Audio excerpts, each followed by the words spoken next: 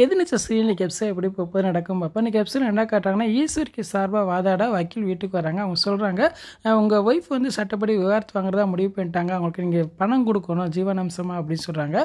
அப்போ குணசேகர் சொல்கிறா, அதெல்லாம் பணம் கொடுக்க முடியாது அப்படின்னு சொல்கிறான். அப்போ கட்டாயமாக ஈஸ்வரி உங்கள் மேலே கேஸ் போடுவாங்க அப்படின்னு சொல்கிறாங்க. எதுனாலும் நான் பார்த்துக்கிறேன் அப்படின்னு சொல்கிறா.